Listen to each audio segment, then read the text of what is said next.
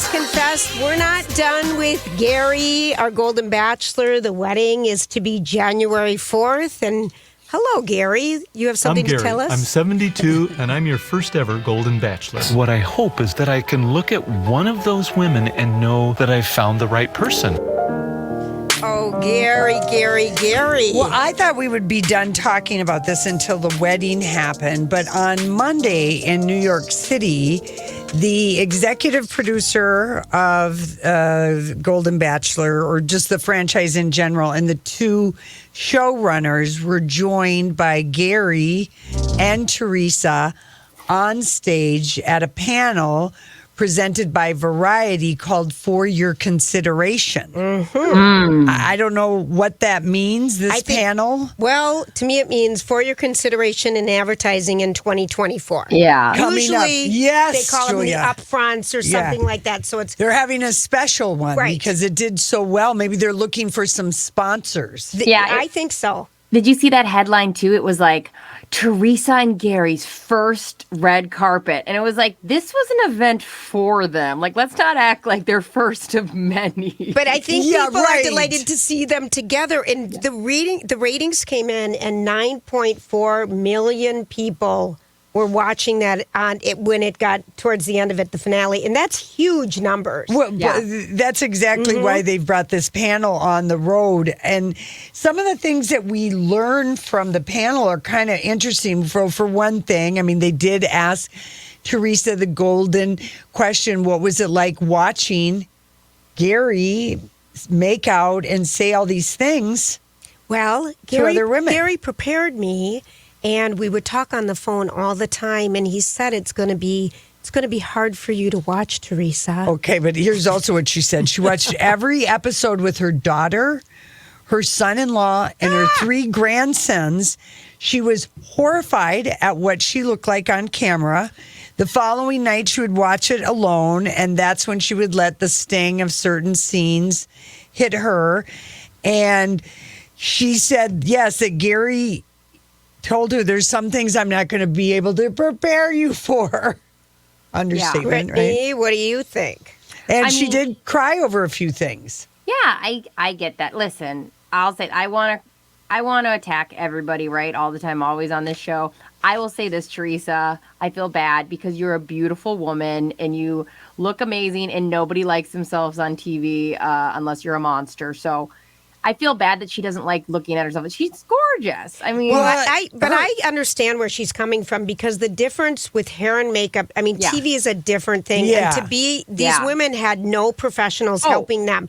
I would be bummed too. It was Susan Knowles, who's rumored to be possibly being the officiant at this wedding. Oh, I love that idea. Because she's certified and marries people. Susan Knowles, the one who looks like Kris Jenner. Yeah, no, she's a great pick. She's a great pick. So I don't know. That's just a rumor. Some other things that happened.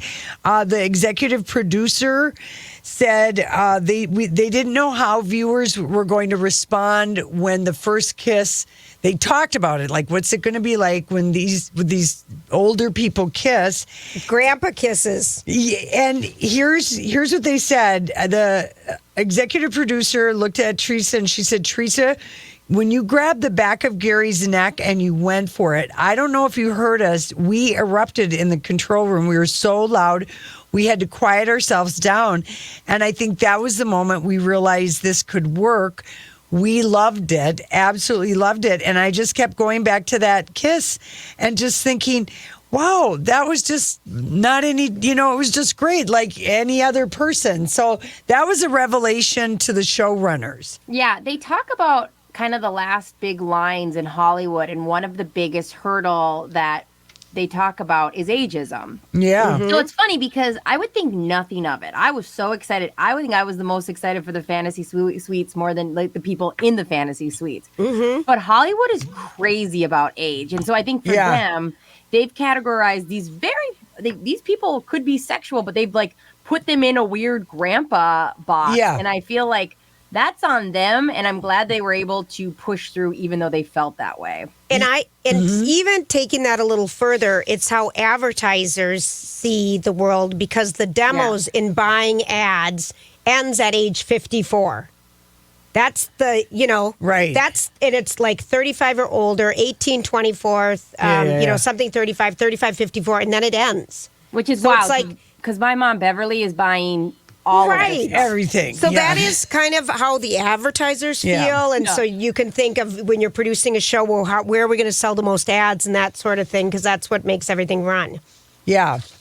They Old also people like to kiss. Yeah, they also talked about they could envision that all of the Bachelor franchise will change completely from this Golden Bachelor. I know the next one that's coming up has already been filmed, but they said it's going to change. We finally kind of realized we have a legacy show and we just kind of treated it in the same old way, doing repetitive thing with our casting, 20 and 30 somethings. Yeah. And so there was a lot of, they said they want a Golden Bachelor spinoff yet. They aren't ready to announce. They could envision Golden Paradise.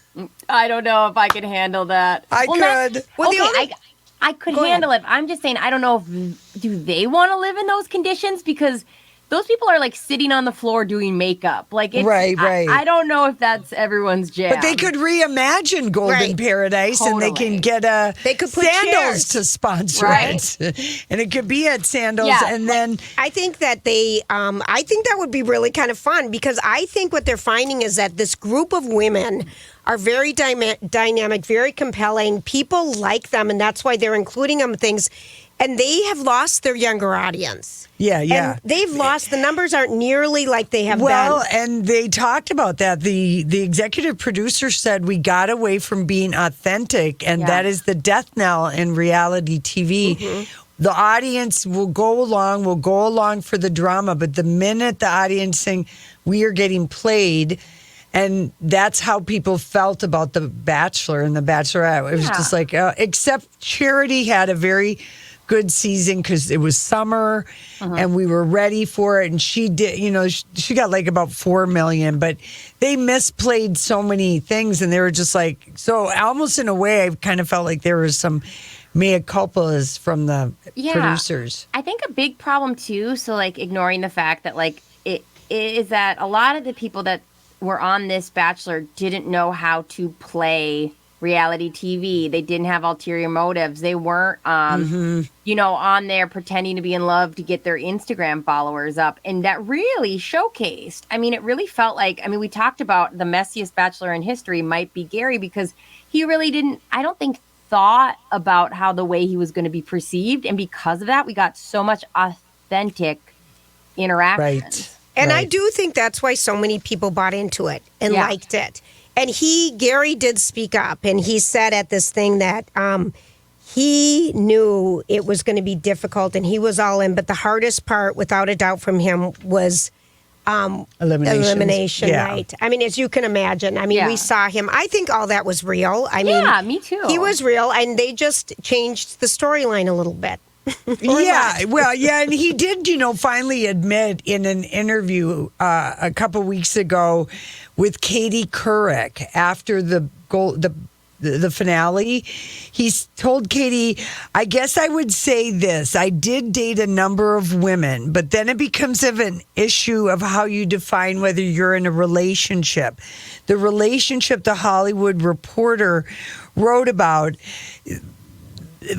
made it seem like it was more of a relationship than it really was. So he was definitely being very cagey and not wording it very well. So basically the Hollywood Reporter story was true. Okay. He started dating that woman a month after his wife died. Okay. You can say what you want. And Gerry, like, we've all been professionally gaslit by enough men to know that, like, if you move in with somebody, you're in a relationship. Unless she's it's got to one save letter. rent money. Exactly. No, She's got one letter to that address. I would say, listen, Gerry, just admit it. We don't even care. I know it. Just say, I hooked up with people after my wife died. Like, that's very understandable. But don't try to, like, well, what's a relationship? My name's Gerry. Right. I Right. know it. So. And Leslie Fema was interviewed this Yeah. week by the Star Tribune, and they asked her if she was going to be the Bachelorette, and what did she say? I don't know. I I'm don't working. know. So I'm are you in working my- talks? Are you in talks about the Golden Bachelor? Bachelorette?